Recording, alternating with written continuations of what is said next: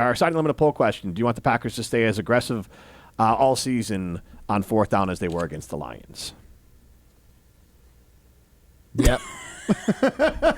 I'm actually thinking in my head, I'm like, do I? I don't know if I do. Yes, I do. Because I don't think They played by the book. Well, Matt, let's do one more because you actually, it blew my mind and I wrote it down because it was rare. You had a really good thought on the fourth down stuff. So why don't you share it again? Hey, Matt's like, I don't have it anymore. I'm like, the fourth down. So is it the? Did you forget? So Jim or Ryan in our show chat, we'll open it up. No. You said it on the air, right, Matt? Last segment, you talked about the percentages. Yeah. Okay, all right. Playing smart, but like playing the numbers. Do it just like you would at a blackjack table, right?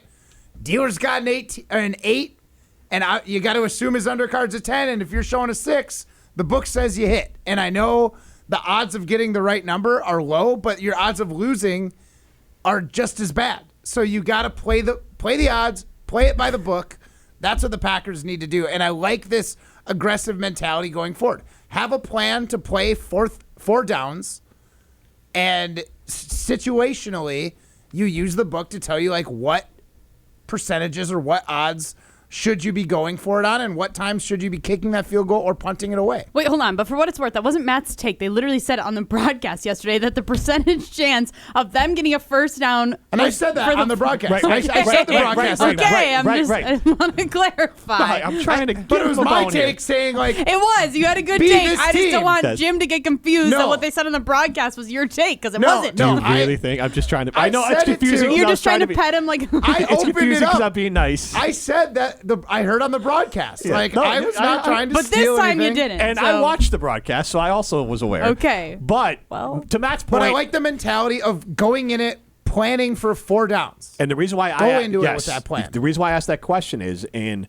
Ryan gave me some little pushback on it, and I guess Matt gave the right context for it. That the Lions, let's use them as the example. Their mentality is that if it's 50-50 or the analytics are 51% saying it makes more sense for us to go out on fourth down than to kick it or punt it, that's what we're going to do. And that's their whole mentality. That's who they are every single game. Why do you think that is, though?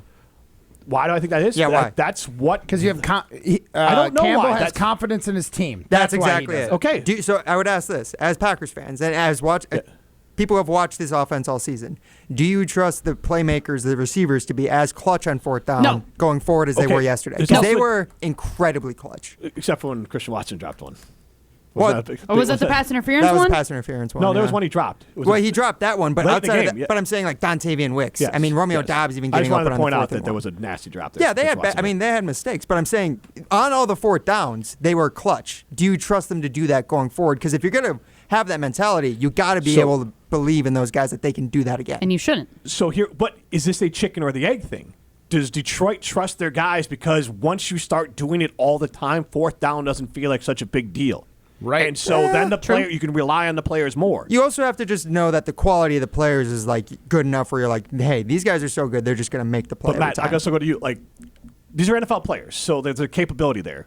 How much? I mean, obviously it's different in curling, but having mentality belief is important. But and having the belief of people behind you being like, you're the one. Like if Schuster said, no, Matt, you're taking this shot, you're going to feel more likely you're going to be able to make that shot if he does that, right? 100%. And like the way in curling is there might be 2 good shots, but you play the safer one because you think you're more likely to make it.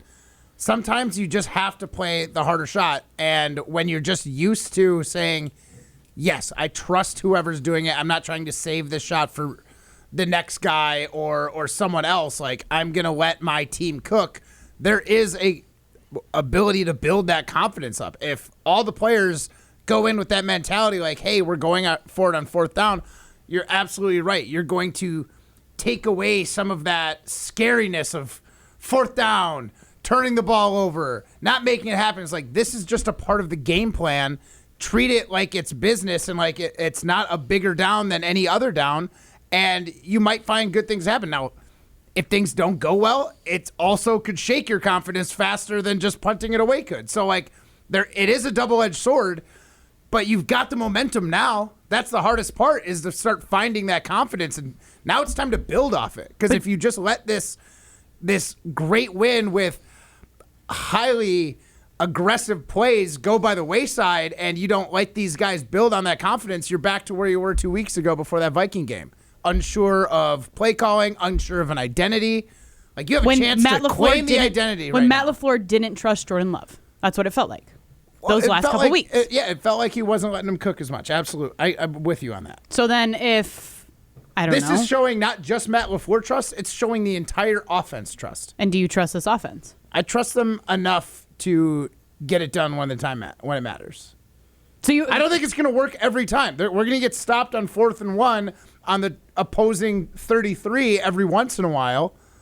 But I do trust that Matt LaFleur and Jordan Love are going to be able to see the differences in, you know what, statistics might tell us that this is an absolute go-for-it moment, but this offense isn't humming right now. Yesterday it was humming. They had nothing but trust for their entire team.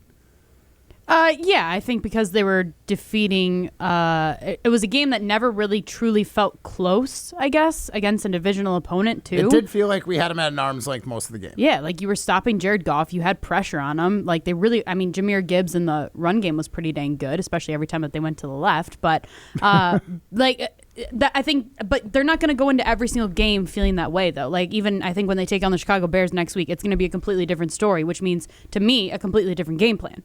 I like the idea of coming in aggressive. We're playing the number one team in the division right now. We have a chance to take a lead and take the tiebreaker as of now in that win. I think you go in with that same aggressive mentality that you went in with against the Lions. On the flip side of that, would you feel the same way about saying I'm willing to bet on the defense to get the stop rather than going for it on 4th down? Like, at the end of that game. the defense is part of this, too. Honestly, that final 4th down, like, did you guys all think that was the right decision? Because honestly, I thought it was like, they should punt this away and let the defense finish it. At first, I thought that, and then... But then after you caught it, then you're like, no, well, that was right when they decision. sent out Jordan Love, I'm like, I love this. They're showing... Dropping back to pass. Well, no, they sent them out to play the down. I was like, hey, there's... Matt LaFleur is saying, I trust you, offense, and I liked that. Okay. Whether it worked or not, I was like, I'm here for that. As the Bears did something good again for They Jim got a celebrating. touchdown. But I was going to say, annoying. I felt like even looking back at it, I still feel like punting there would have been a better choice. Because I think... I honestly wouldn't trust our special teams to be able to stop right them. now, you're saying that's still a better choice, even though we got I think the looking first. back at what the options were in a vacuum, not knowing what the results would have been, like taking hindsight out of it, like I think that punting, that's still what I would have gone with. Even though the book tells you that it's 50-50? Yeah, because then I would err on the side of I trust Micah Parsons more than anyone on this team to I will finish the err game. on the 50 side of 50. And that's the thing is like we're talking about the Jordan Love, the skill players. Like I trust them to the point where I think they can have a really, really good offense when it's rolling like it was yesterday. But still on those 4th down key needed moments and especially end of game, clutch game situations, I still want to put that on Micah Parsons because he's the best player on the team and because he is. But the defense is worse than our offense. I mean, outside of Micah Parsons. I don't know. Adrian Cooper has been balling out. I mean, the D-line Adrian Cooper's been balling out 2 weeks ago. We were saying he hasn't done anything this year. Who said that? We literally said that like 2 weeks ago. We did. You may have said that. No, we definitely did. I think Adrian Cooper's been awesome this year. I think he's been awesome the past 2 years. I thought he has been pretty good this year, too. Devontae Wyatt, that one's going to sting. Losing him is big. Yeah. And I think there's and that's when their defense was struggling just a little bit this season. Was there when is they also were without something him. to be said now, especially with the defense losing him, and especially when like the way the defense is at its best is when they're playing with the lead.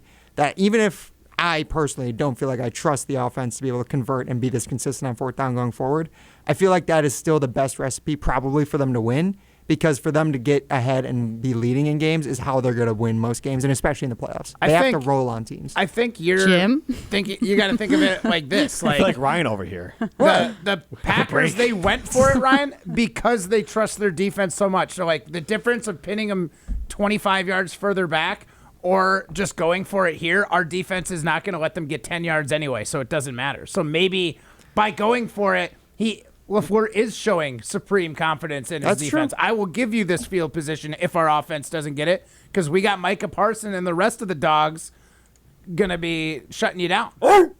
Quarterback tackler. So I think, you can look at it from your perspective, but for me as someone who's hoping for Micah Parsons to get his time, I think he's good.